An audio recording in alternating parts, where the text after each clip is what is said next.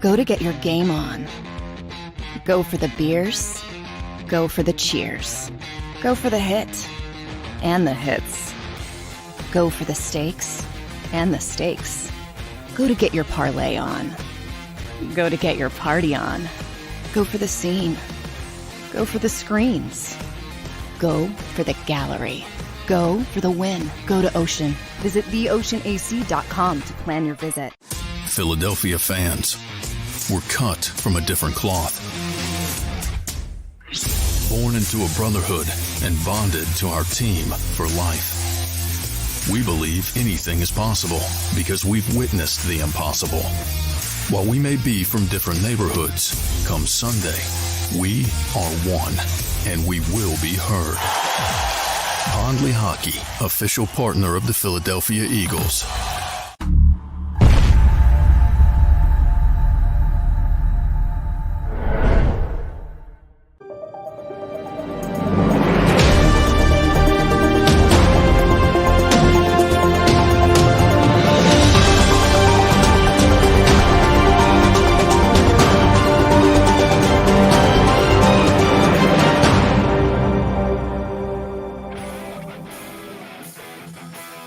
Happy Tuesday, NFC East fans, and good morning, NFC East. Once again, my name is Jeff Kerr from CBSSports.com, and got my man Tone Shields here. Yes, sir.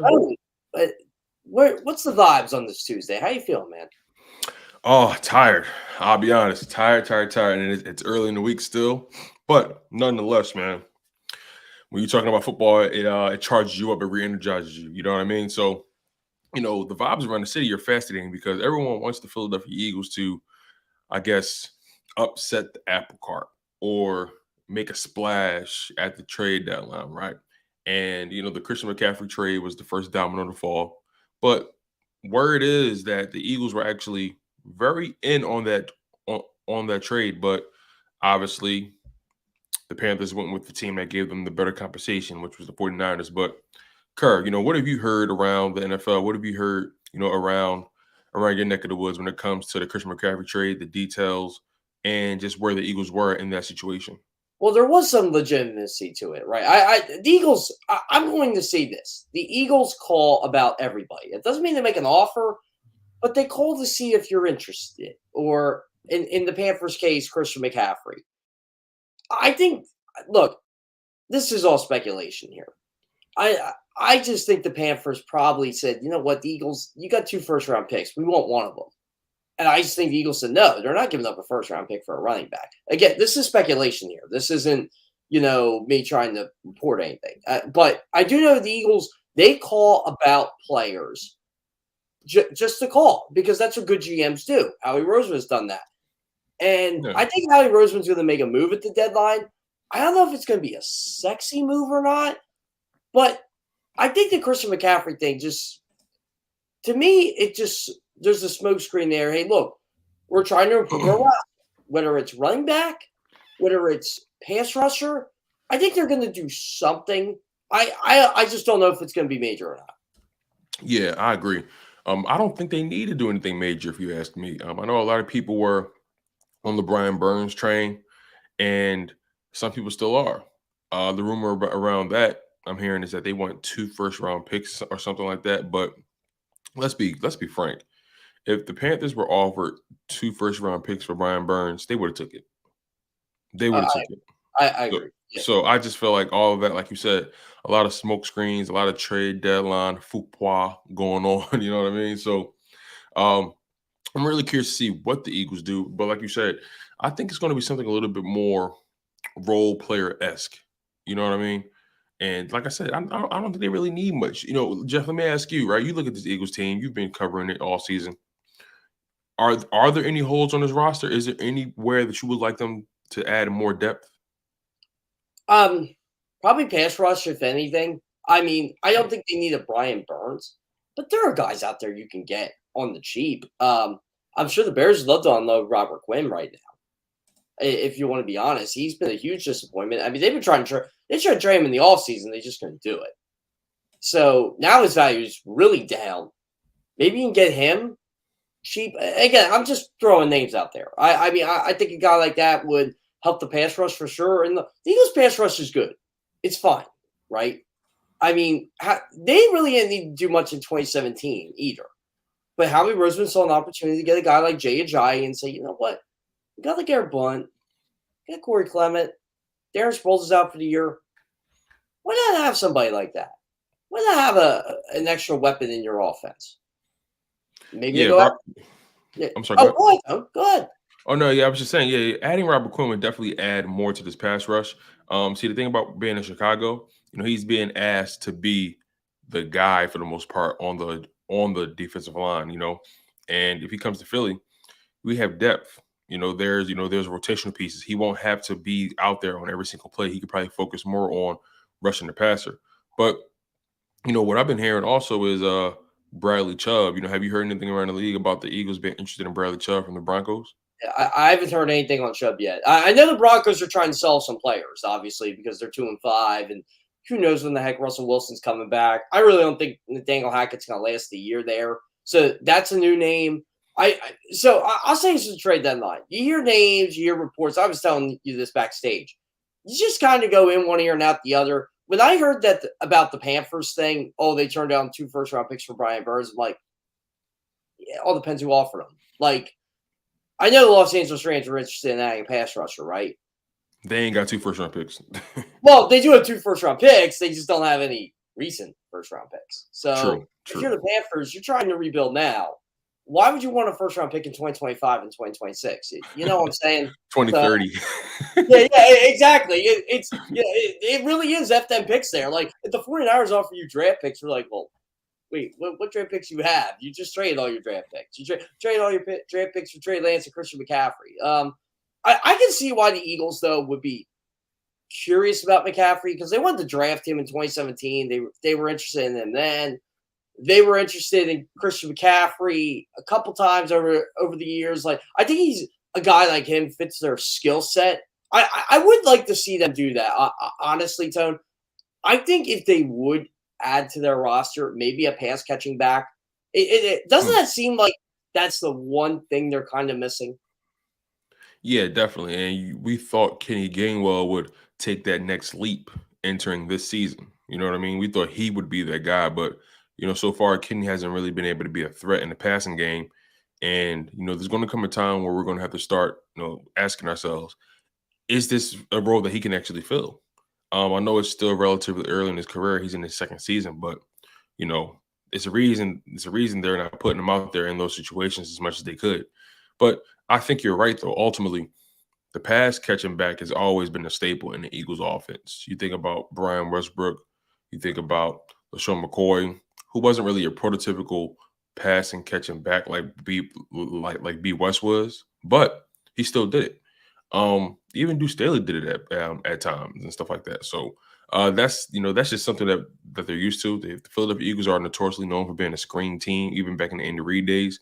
One of the best screen teams to ever play during the Andy Reid era. That was some beautiful screenplay. But I have to ask you, right? Even people love to talk about the trade deadline, and they love to talk about how players can add. But you run the risk of also bringing in the player, and he may actually take away from what you're doing. How do you mitigate those risks? How do you balance, risk and reward when it comes to the trade deadline? See, this is why I think the Eagles make not like a major splash, but like minor moves. Like, say you add I don't even know a name to throw out there. I'm just thinking just number 2 running back. Say you had like I'll throw a guy out. Mike Boone. I'm not saying the Eagles would get a guy like Mike Boone, but you know what I mean? Like a pass catching back like that. Does it really affect what you're doing though? Like you're just adding him in there for depth. Like Miles Sanders is still your guy. You're still going to use Kenny Gainwell in certain spots, but you're going to put a guy like that in your offense. It's not like Christian McCaffrey where, okay, we got to find a way to get Christian McCaffrey the ball. We got to find a way to get him in, make him use plays. Like wide receiver, I think that's where it gets tricky. Like if you're the Green Bay Packers and you add wide receiver for the trade deadline, it's balls to the wall, right? Because they don't have anybody. Kansas City Chiefs, they add somebody. Andy Reid's going to find a way to implement him as best as he can. But with the Eagles, I mean, I'll say this about the Eagles. There are a couple things I don't want them to do at the deadline. I don't want them trading Andre Dillard. No. I agree. Really quickly, I don't know why there are some people, there are some analysts who are hell-bent on doing that. And my mindset is we've already seen how important offensive line depth is this early in the season. Why the hell would I trade a valuable offensive line piece like Andre Dillard, especially if I'm trying to make a Super Bowl run? I'm not trying to rebuild or anything. Like, I'll much rather take the risk of losing him in the offseason than trading him mid-season and then all of a sudden Mailata goes down. He's still nursing that shoulder injury, by the way. Yeah. Okay. I would understand the Eagles' viewpoint if someone gets desperate and I'll shoot a first-round pick and they say, you know what, we'll live. I got 3 first-round picks next year. It is what it is, right? Yeah, it has to be worth their while. You know what I mean? Exactly. Like, and no team's going to offer a first-round pick for Andre Dillard. At least I don't think. Well, I could be eating my words at this time next week. By the way, that is the trade deadline. So I wanted to ask you this, Tone. Because the Giants are 6-1, right? And they're still trying to sell off some pieces here. Pieces that aren't contributing, but they're pieces. Do you think they're buyers or sellers? The Giants? Yeah, they should buy. In my opinion, they should buy. You know what? So it's interesting because they're in a very unique position. They're second in the division. They can very well make a playoff push. It's because they've shown that they can beat teams in very unique ways. They're very disciplined, and being disciplined gets you far in the playoffs. There's going to come a moment where talent has to, shine through. But for the most part, discipline and focus really get you through, and that's what they are right now. So I would be aggressive. I would show my team that I believe in you that much. We're going to make a move. So because these players pay attention to the moves you make. And if you're passive, you start just off-selling guys, fire-selling guys, they're going to be like, oh, okay, so we're still the Giants. We're still not competing, really. This is all just a facade. But if you start to make moves as far as for the now, showing your team that, hey, I'm trying to bring in talent so we can be even more dominant, even more formidable. We're only a game away from being number 1 in the division. Why not us? Then I think that'd be awesome. See, I'm looking at it this way too. You're 6-1, right? To win 10 games, you have to only go 4-6. With their schedule, I think that's more than possible. This is what I think the Giants are going to do. They need a wide receiver in the worst way. I don't think they will trade high draft picks for him, but there's a guy they can get for free in Odell Beckham. And I think there's mutual interest there. But you also got the Green Bay Packers, the Buffalo Bills, the Kansas City Chiefs. I know Odell's going to have a much bigger role in New York if he would go back a second stint. But if you're an Odell Beckham, I think if you're the Giants, I know they don't have much salary cap space to work with here. You got to at least try to outbid these teams, right? Yeah, I mean, Odell Beckham, he has his Super Bowl ring already, so it's not really about that for him, really. It's about who's going to offer him the best payday.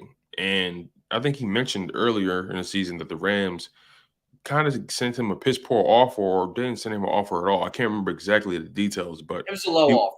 Yeah, a really, really low ball offer. And, he's a guy right now that's looking for more security than anything. He's been hurt the past few years and he wants more dough. And I'm not mad at that at all. Get as much coin as you can, my man. Whoever's offering the bag, go get the bag from them. I don't think the Giants are in a position to offer him a bag large enough because they've had so many cap issues and they've been offloading players in this past off season. So I mean, I'm not too privy to their cap situation right now today on October 25th, but I do think it's possible. I mean, they can move some things around, and you listen. You never know. The NFL is a very wacky place. Anything is possible, especially this season. Oh, exactly. And look, if I'm the Giants, I'm still trying to add. I'm trying to upgrade somewhere. Like, say a DJ Moore. I think I would pay for him, and right now I would lowball for DJ Moore because Carolina just doesn't use him right. But they don't. But there's so many teams though that are going to try to get a guy like that.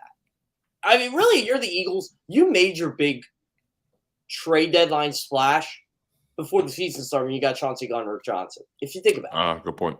So to me, and obviously getting that first round pick from the Saints. So I agree with you. I don't think the Eagles need to do much.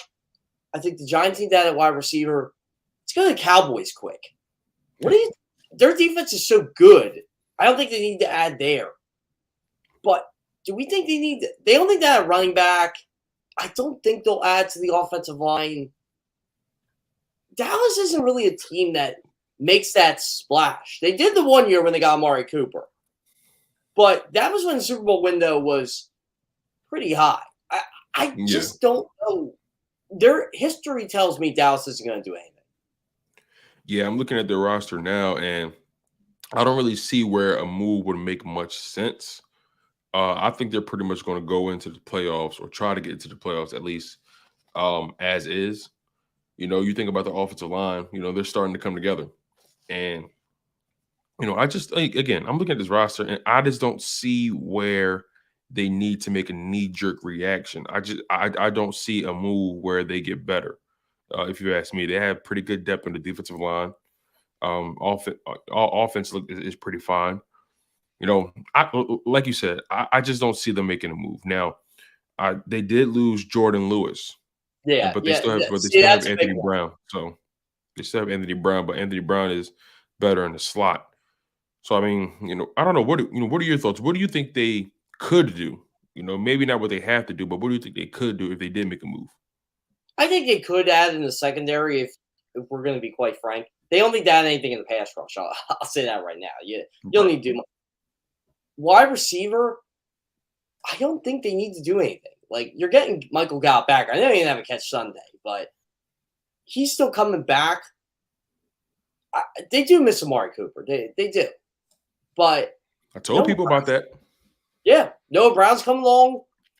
They're not as bad at wide receivers as you think, but, man, this team would be a lot more scary if you had a guy like Amari Cooper in it. That's all I'm saying. But, at times when you give bad contracts out. Yeah, I mean, I try to tell people that CeeDee Lamb, and he's a very good player. He's a good player. But there's levels to this thing. And before the season started, you had people saying, "Oh, CeeDee Lamb is better than AJ Brown." I'm like, I don't know what you guys are watching. There's a difference in the way they approach that position. AJ Brown takes the lunch money.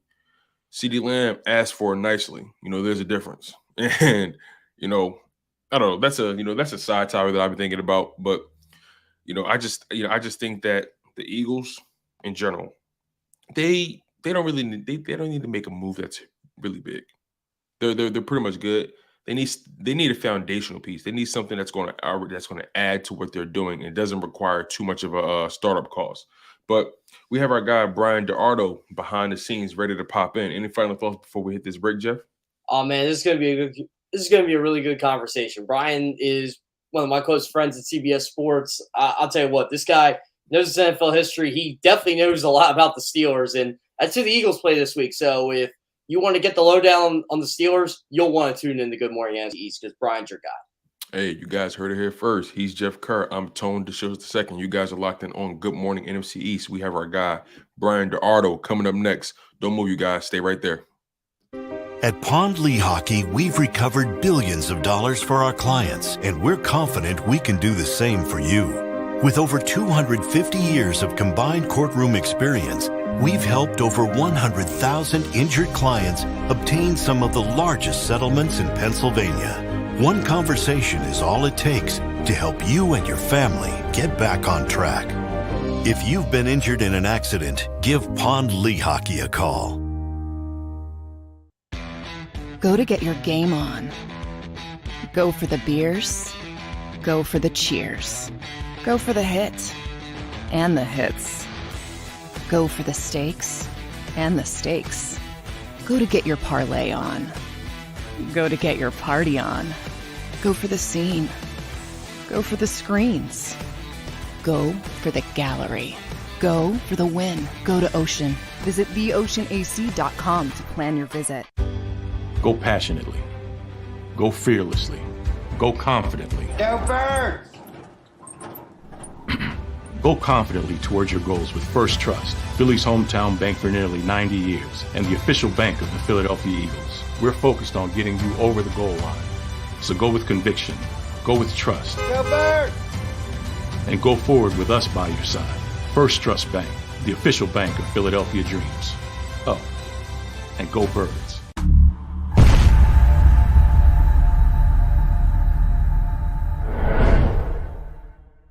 Welcome to Pond Lehocky. We've helped over 100,000 injured and disabled workers obtain benefits, as well as some of the biggest settlements in the state. If you've been injured at work, give Pond Lehocky a call.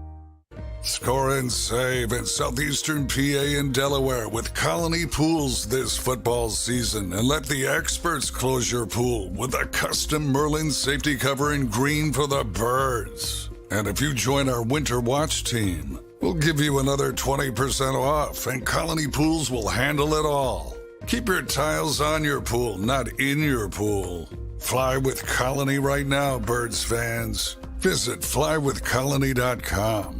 Jeff D'Ambrosio, Destination Downingtown's 5-day used car super sale. Jeff puts an end to high prices now. 5 days of the best car, truck, and SUV deals ever. Over 1,000 vehicles, every make and model. Stop overpaying. See Jeff today and get a quality car, truck, or SUV now. The 5-day used car super sale. Experience how easy it is to deal at Jeff's. Nobody treats you better. Nobody gives you more. Jeff D'Ambrosio, Destination Downingtown. GoJeffAuto.com.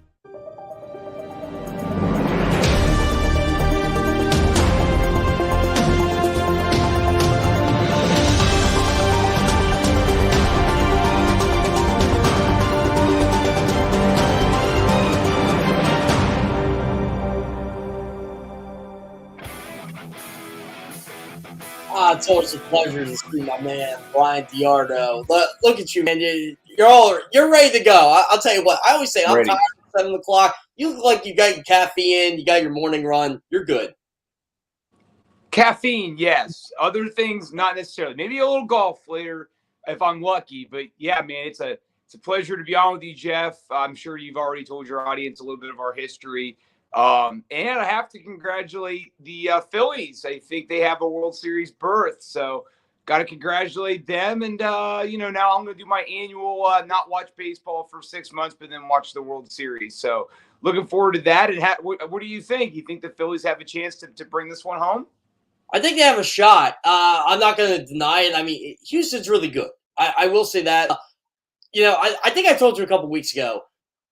Once they made the playoffs, it was all gravy to me at that point. I'm just enjoying the ride. It's been 11 years, man. I was just coming out of college the last time the Phillies were in the playoffs before this year. So I'm just enjoying the whole thing. I just can't believe what Bryce Harper's doing. The guy's incredible.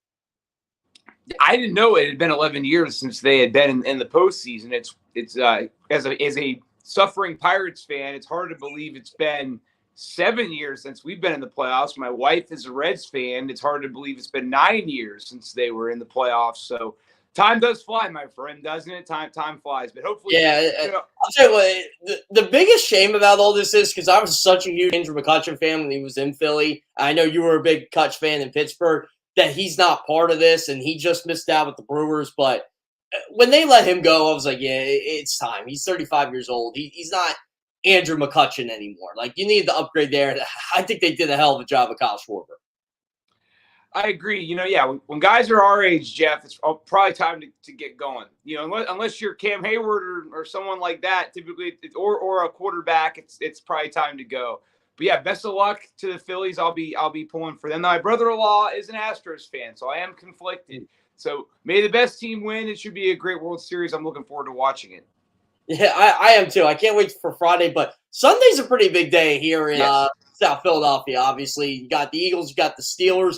It doesn't feel like, though, it has the same juice as it's had in previous years. And maybe that's because the other side, it's kind of a rebuilding year. Right, I'm trying to relate it to Rocky. I guess it would be if Mr. T was iced tea, right? So I think that's the difference. So it doesn't have the sizzle of two teams that are really good. I think last time Pittsburgh came to Philadelphia was in 2016, and the Steelers that year went to an AFC Championship game. I know the Eagles had Carson Wentz, so I think it was an established team coming in against a young up-and-coming team. And that game was 34-3. It was a blowout, and the Eagles won that one easily. It could be that way again, as you alluded to, Jeff. The Steelers aren't having a great season. They're 2-5. Now, we'll say this, of their 5 losses, I'd say, 3 were one-possession games where they were right there. New England, the Jets, and then the other night, they just lost again. So they've been in most of their games. The Browns was kind of a more decisive loss, even though they were in that game until the fourth quarter. And then the Bills kind of just cleaned them up. It was a second round knockout, if you want to refer back to Rocky. So then I think that's the concern with Steeler fans is the only team they've played of the Eagles level, they were beaten soundly. So I think that's kind of what Steeler fans are expecting in this game. This is what I keep harping on with the Steelers. They're never out of it because of their head coach, right? Every time you think they're bad, they lose close to the Dolphins, or they beat a team. I forget who they beat last week. Buccaneers beat the Buccaneers. Yeah, the Buccaneers, exactly. And maybe the Buccaneers aren't that great, but they still beat them, right? Yeah, this is a week after they get blown out by Buffalo. So, I mean, that they're going to bring it Sunday with Mike Tomlin, no matter what the talent deficiency is. Well, and I know, Jeff, that you coach, I coach, not football, but we coach other sports. I think you'll appreciate this. So I was in the locker room after the Steelers beat Tampa. And the one thing that Najee Harris said and a couple of younger defensive backs said, like Trey Norwood's the guy that I go to, right? He's the second-year defensive back. He's versatile. And I asked both those guys just about how they were able to win, how they were able to end their losing streak.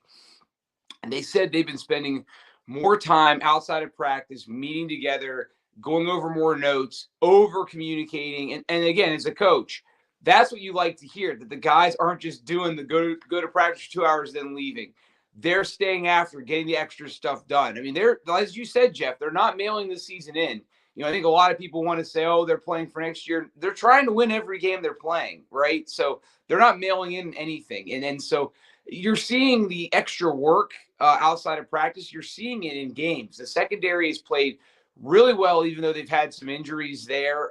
The game that Tom Brady, they beat Tom Brady. They didn't have Cam Sutton, Minka Fitzpatrick, Ahkello Witherspoon, 3 starters in their secondary. They didn't have those guys. So I think that, the issue against the Dolphins was, and Mike Tomlin really harped on it after the game, obviously the offense is still a work in progress with the rookie quarterback, but they had 4 dropped interceptions, and 2 of those drops resulted in first half field goals by Miami. So instead of, being down 16-10 at halftime, it would have been a tied score. Then, late in the game, Miami has a 3rd down throw and the Steelers don't intercept it. That would have saved them maybe 10 to 20 seconds and game clock, and they would have had 17 more yards to work with. They end up throwing an interception to lose that game. So it's the little things, right? And you know this, Jeff. When you cover teams that are struggling, are you executing? Are you capitalizing on opponents' mistakes? The Steelers aren't doing that enough. That's one of the reasons why they're 2-5. But as you said, they're doing the little things to try to right the ship, try to make sure that this season doesn't end up being Mike Tomlin's first losing season. This is what's tough for me with the Steelers. TJ Watt makes such a difference in that defense, especially in the pass rush. I mean, the Steelers have had 50-plus sacks in each of the last 5 years. Coincidentally, TJ Watt's been there. They are not that this year. They're last in the league in sacks without TJ Watt. Now, if you count the game with TJ Watt, they're in the middle of the pack. But Watt has made such a big impact. Is there any way he comes back by Sunday, or is he still hurt? Oh, that's a good question. Mike Tomlin's going to talk today. There might be a question about his status. I would say no. I would say they're probably going to wait till after the bye. I didn't know about that sack thing, Jeff. That's why you're so good at what you do. You throw these numbers. I don't know these things. So, threw a haymaker at me, southpaw. So I think no, I don't think he'll play. Now he is, again, getting better. I'm sure people see him doing the pregame warm-ups. He's been, kind of working out by himself or to the side during practices, in between plays, or he'll do his mental reps. But, yeah, I think the issue with them is, last year they brought in Melvin Ingram, which I thought was a great signing right before the season. But then he wasn't happy with his role in the team. He wanted to be a starter. He's obviously proven with Miami, and that he can be a good quality starter. He's not what he used to be, but he's still a solid player. They got Malik Reed before this season, and thank goodness they got him because they wouldn't really have anybody of starting quality since Watt's been out. But yeah, I mean, it hasn't been the same. The interesting thing is, prior to this weekend, Alex Highsmith, their third-year linebacker, was leading the league in sacks, number 56. So you can't sleep on him, right? So, I know that they're not, and they're still getting decent pressure. The sacks aren't there, kind of similar to Cincinnati, where they're not getting a lot of sacks. I know they had more in their last game against Atlanta, but the Steelers are getting home to a degree. So, and they're doing more things with their linebackers and blitzing and things of that nature. Steelers defense is good. It's a good defense. Again, I know that they really were rough against Buffalo, but you take that game away, and the fact that they didn't allow any points in the second half this past weekend, and that was a big issue with them. Most of the season has been allowing fourth quarter touchdowns. Even against Tampa, they allowed one, and they allowed one, I think, in each of their previous 3 losses. So they're getting better there. I mean, Minka Fitzpatrick's an amazing player, and I think Eagles fans, you'll enjoy watching him. He's an excellent player. But yeah, that defense is not the same without TJ Watt. How's Kenny Pickett been looking? I think he's been mostly showing, he's promise. I think he's showing a lot of promise, but he's making the mistakes that rookie quarterbacks make. And you could sit back and say, they probably have a winning record right now if Mitch was their starting quarterback. And I would agree with you. I think they win against the Dolphins. They have, it's a 16-10 game. They have 2 drives late to win the game, and he throws interceptions on both drives to lose the game. And, and then the last interception was classic rookie mistake, right? Where he has a lane to run. He can get out of bounds. He can stop the clock, get a first down. He throws it anyways. Miscommunication with Deontay Johnson, interception.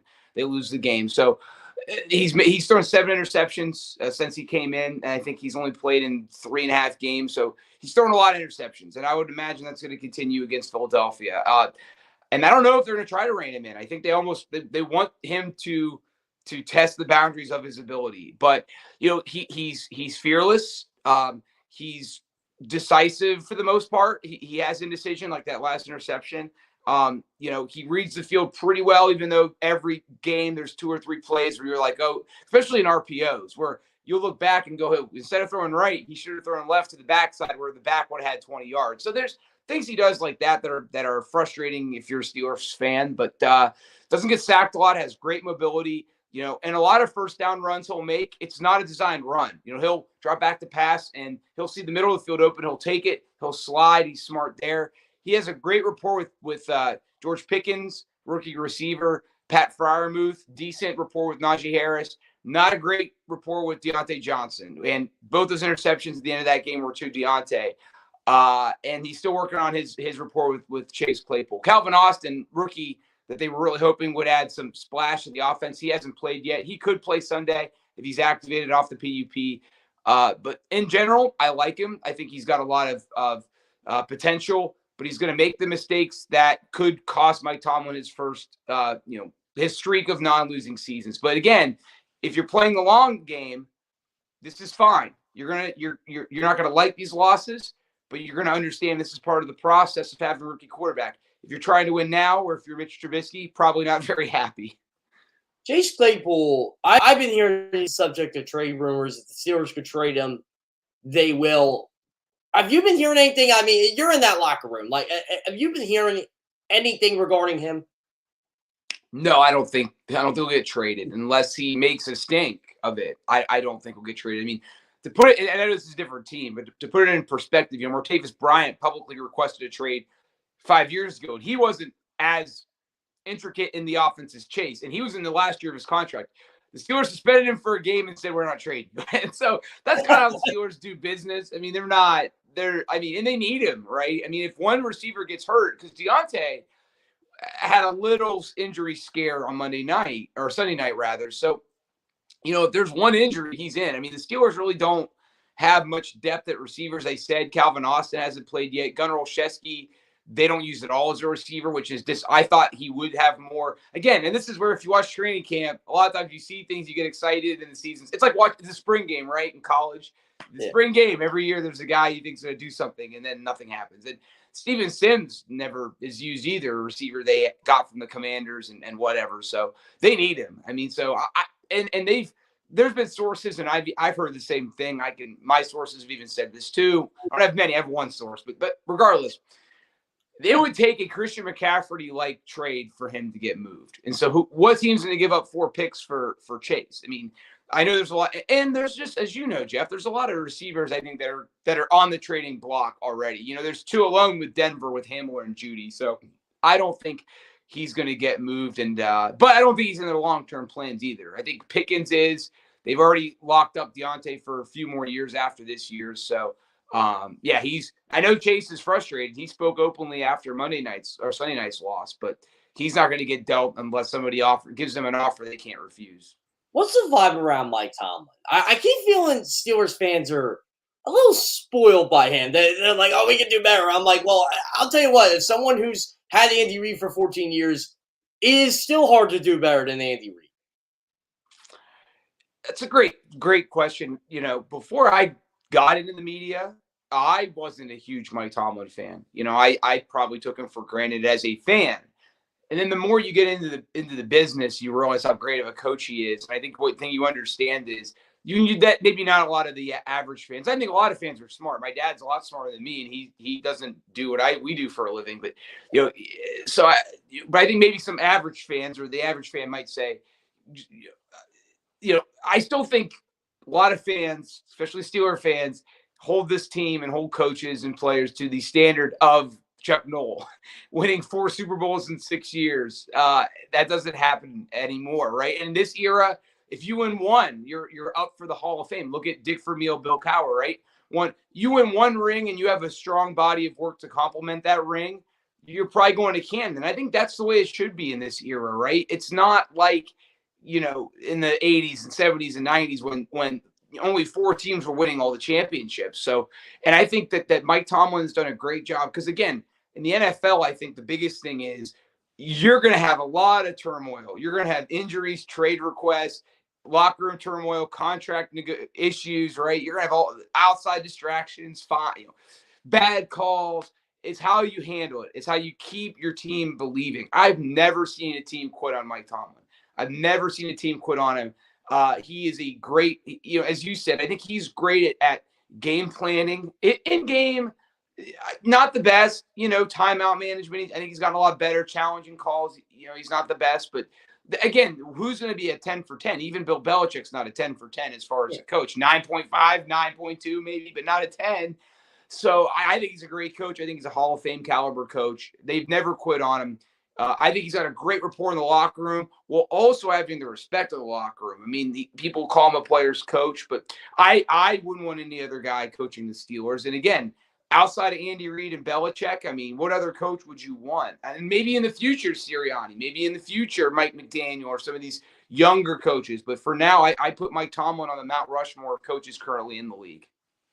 This is one thing about Bill Belichick I didn't understand last night. He said the plan was to play Mac Jones and Bailey Zappi. Fine. But don't you think the timing was a little awkward after Mac Jones throws a pick and all of a sudden he's benched? Yeah, I mean, I found that interesting. And just in general, the whole, and I know Eagles fans dealt with it with Nick Foles and Carson Wentz. I don't really understand the whole quarterback delicacy thing, you know, because like the Steelers right now, it's like, well, we can't go back to Mitch. And I agree with you. But if Kenny really, again, though, I think it's a delicate thing because if your goal really is to, like, let's say the Steelers play in Philadelphia Sunday. Let's just say this happens. Steelers are in this game and it's clear Kenny and you'll see this on Sunday, you know, the Steelers, the last 2 games that Kenny's played. Now, he did get injured against Tampa, couldn't finish that game. But prior to that, 10 points in the first half. They have one drive that's chef's kiss. He's in a rhythm. He does great. And again, you'll see this on Sunday. I think that Kenny does better in the flow of the game. The scripted plays, he's not as good. He's not good at throwing to the outside. Against Philly's defense, that's going to be scary to watch him try to do that because that's where Miami got their first pick off of him. It just goes dry in the second half. He hasn't scored a second half. The Steelers have not had a second half point with Kenny Pickett under center the last 2 games. So it begs the question, they're in Philadelphia, it's a 3-point game, and they're not scoring. Are you going to put Mitch in? I say you do. And maybe at least to give him a spark, to let Kenny sit back. It doesn't mean that, but then the very next week you put Kenny back in. Kenny's still your starter. But that doesn't mean that Mitch holds a clipboard the rest of the year. So I agree. I think that the timing in that game last night, the Patriots game, may have been a little premature, but I do think in general, it's okay to say this is our quarterback. But if he is not helping us win in this moment, and we've given him a chance to sow his oats, get rid of him for a minute, put in the backup. It doesn't mean that we're playing, a rope-a-dope with the quarterbacks. It just means that we need a spark right now. So I do think you need a guy that is your quarterback, and there is a line you have to draw. But I don't think that, that doesn't mean the other guy never plays. I think you can throw him in there. It's like a relief pitcher, right? You have a relief pitcher in baseball. You have a backup quarterback, and I think you need to use him sometimes. I think Kenny Pickett can be a long-term answer in Pittsburgh, but it doesn't matter what I think. It's what the Steelers or what Brian DiArdo thinks. Do you think the Steelers pivot next year and say, you know what? We can get a better quarterback. We're going to do it. Well, real quick too, Jeff, and just to give your viewers kind of off the camera thing, we can go until 7:50. I was going to say that before because I had some plans going on, but I pushed them back because I wanted to talk to you, and I knew you and me are talkers. And I knew we were going to talk a lot. So we don't shut up. That's our problem. Correct. Well, you're good at this. You're good at this radio. I talk a little too much. I need to learn to condense. But I think Kenny is. I think he is the long-term guy. And I think he has a lot of the same qualities that Ben had. He's got intangibles. He's likable. And I think, I read a lot of your stuff about the Eagles, Jeff. And I think one thing that Eagles fans know, if they read you, they should read you if they don't, what the Eagles have in Hurts is a guy that is likable. He's got the locker room. And if you're a quarterback, you have to have the locker room. And I think Jalen Hurts has it. And I think that's tough, especially when you're replacing another quarterback and it's not the most seamless and it can be tough. Kenny has the locker room. And Mitch did too. Mitch was named team captain. He's still a team captain. So, I think the guys like Kenny. He's got command. He's got moxie. He's got confidence, maybe a little too much confidence because he's throwing these interceptions. But, I know a lot of people are like, well, he was probably a second or third round pick. To me, it doesn't matter where a guy's drafted if he can play, right? Like, again, we talk about quarterbacks in a different vein than we do other positions, right? Like, I don't know. I think McNabb was a 5th or 6th overall, but it doesn't matter. Like, it doesn't matter where you were drafted. It's how you play. And I think Kenny is a really good player. The biggest thing that scares me, and again, you see it with Mitch. If you watch the end of the Tampa game, they won that game. They didn't give Tampa the ball back after they scored because he made some really good completions where the receiver was falling away and made a sideline catch that Kenny can't make. That is tough, right? It's tough to acknowledge as a writer of the team. And if you're a fan, you know that. Kenny can't make that throw. But Kenny can do a lot of other things. And I think if I'm the Steelers, I think you need to kind of just get rid of more of the scripted plays. And I think, again, and you see this with the Eagles. You see this with every quarterback in the league. Let him just simplify it. Just let him make the plays that he's comfortable with. And again, you see it with the Bengals, right? Like they know what they're going to do. They're going to throw it to Jamar Chase. They're going to throw it. They're going to give it to Joe Mixon. And then they're going to sprinkle in a Tyler Boyd, a T. Higgins, right? Hayden Hurst. Let him throw to Pickens. Let him throw to Freiermuth. Those are the guys he's comfortable with. Let him go there. The defense can't even stop it sometimes, even if they know it's coming. Then let him organically get in the flow of Deontay, Najee, Chase, the other parts of the offense. I think sometimes they make him too scripted, and I'd like to see the offense breathe a little bit more. I think that they can run the ball a little bit. I think if the Eagles are susceptible anywhere, it's in the running game. The Steelers have started to show some growth there. Jaylen Warren is for years. You heard the Steelers are going to use second running back. They never do. They finally are. So I think that the Steelers can do that. I think if they can contain Hurts, the Steelers haven't had a lot of experience against mobile quarterbacks this year, and they did a good job against Tua. And I think Hurts is obviously a lot more. He is what, Jeff, the second most dangerous running quarterback in the league, second to Lamar. Would you agree? I would agree with that. Yeah. Yeah, so I think that's going to be a challenge. I think the Steelers can make this a close game. I think it could be a 23-13 kind of game. If I'm picking this game, I think it's 26-14, 27-16, something like that, where it's a double-digit game in final score, but maybe not in the 60-minute competition. Is Jalen Hurts the MVP this year through 7 weeks?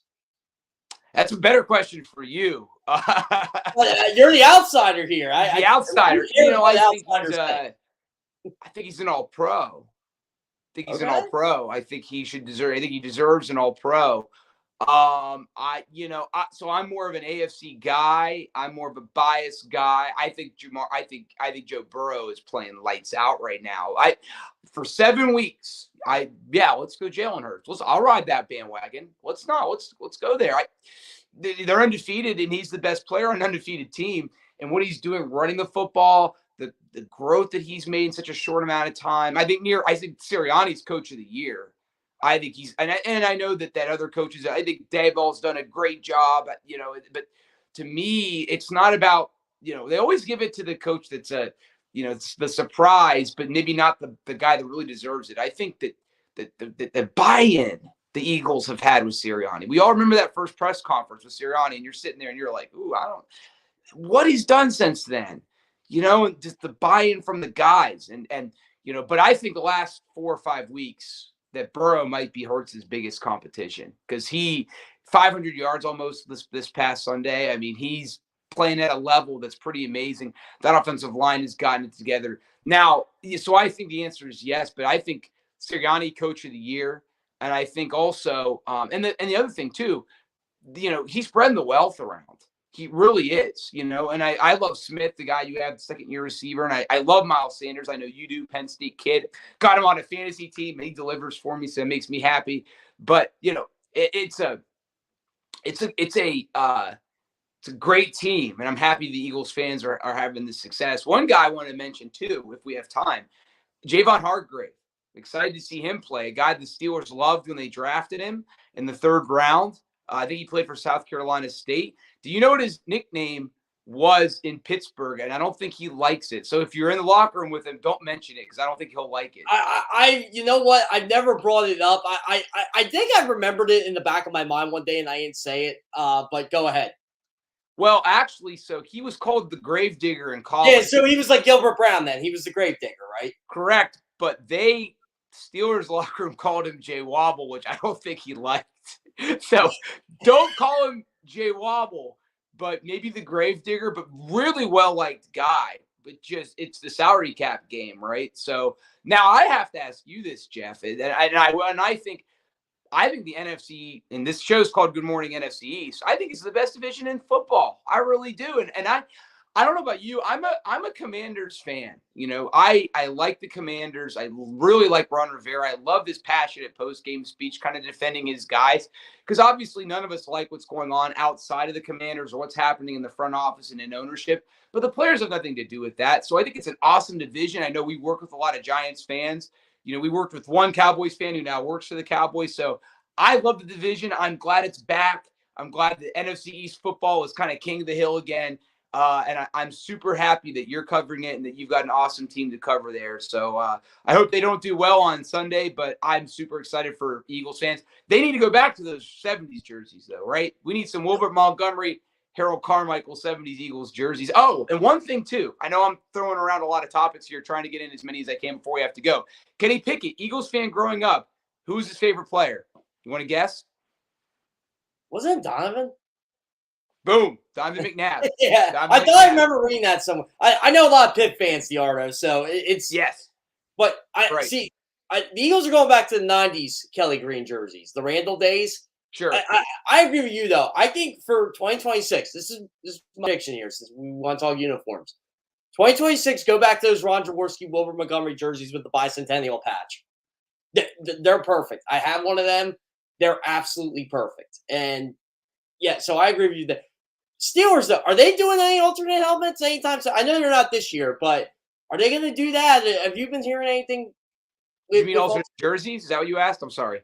Well, they have alternate jerseys, but you know how everybody's doing the alternate helmet thing? The Eagles are doing the black one, a throwback one next year. Are the Steelers thinking of going back to the yellow ones or anything like that? You know what they should do, and it's simple too. It's simple and subtle. Just go with the gray face masks. Just do that for a game. Yeah, that's right. They did that for a number of years. Just do the block jerseys. In 77, they changed the face masks. So anytime you see Bradshaw with the gray face mask or Franco, you know it was pre-77 because they won their first 2 rings with the gray face mask, and then they got the black ones in 77 and won 2 more. But it is interesting, Jeff. You know, a lot of Steeler fans like the block jerseys that I think they brought back in 2018 to celebrate the last 2 Super Bowl championship teams of the 70s. But they didn't go with the gray face masks. They left them the same. So they might, maybe for the Immaculate Reception game, because they're going to play the Raiders on Christmas Eve, and it's going to be the 50th anniversary of the Immaculate Reception. So I think for that game, they're going to have a patch honoring Franco, and they're going to have the gray face mask, or they're going to have I'm sure they're going to wear the block jerseys. So they're not going to wear them for that game. When are they going to wear them again? And but the Bumblebees are gone. They're not going to bring those back. They're never coming back.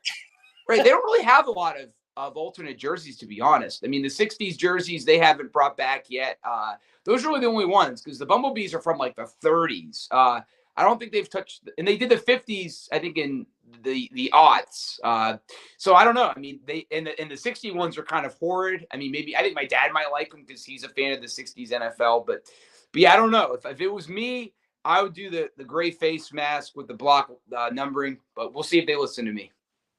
Here's an interesting one for you, too, because the Steelers are a part of NFL lore, as you know. What did you think of the whole they were the team that the Dolphins decided to pick to play for the 50th anniversary of the 72 perfect season? Were you offended, or were you just, I get it? I loved it. I as you know me, I'm a history guy, and so I loved it, and it's so wild that the Dolphins had to play in Pittsburgh for that AFC Championship game, even though they were undefeated. People don't know that, by the way. Right, and it is, as you know, they rotated sites back then. But and if you can dig this up, but I know you can, because unfortunately every time I Google it, I see it. I ripped the Dolphins when I was a student reporter in 07, 08. Because that's, they had just lost to New England, and Mercury Morris was doing the circuit and kind of laughing at the Patriots losing. And so I wrote an article eviscerating them. And man, the next morning I woke up, Jeff, and they had to, my editor at the Lantern emailed me, because I didn't have texting on my phone back then, because we're dinosaurs now. And then it was like, hey, we deleted the comments option because it's getting pretty bad.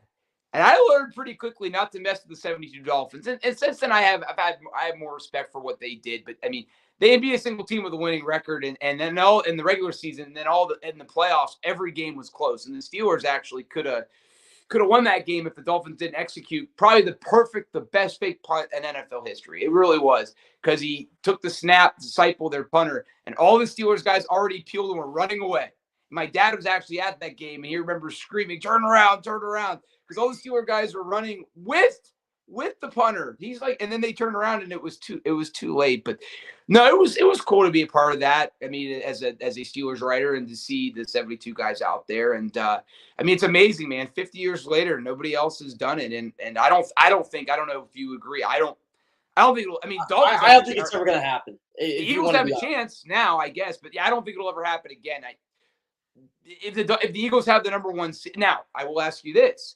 If the Eagles have a shot, but they also have the number 1 seed in the bye locked week 17, what are they doing? You go for it, baby. You got to go for it. I'm still mad the Colts didn't go for it that year. They had Peyton Manning, and they benched him for Jim Sorgi. I'm like, no.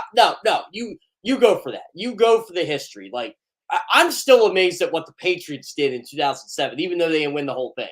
They're still the first the first 18-0 team, if I'm not mistaken.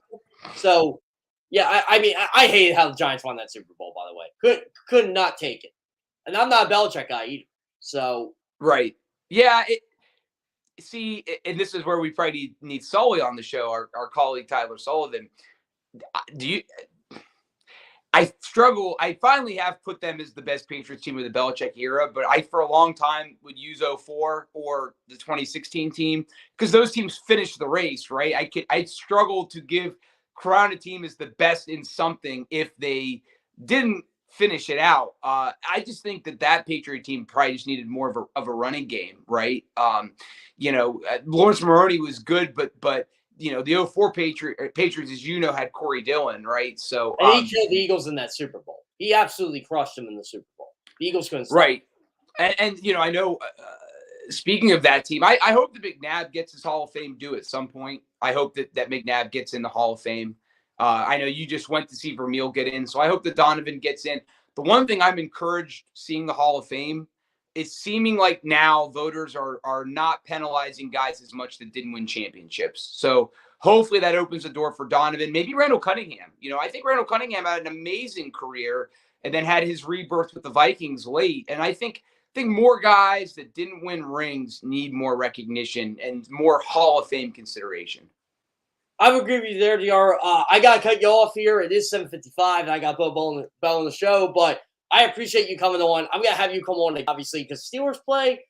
No, they don't play any other NFC East teams this year. The Eagles are the only one. That's right. This is the 17th game. They don't. Maybe next week we'll do a review of what just happened on Sunday. Maybe Monday. Yeah, maybe I'll get you on for that. All right, my friend. Take care, my friend.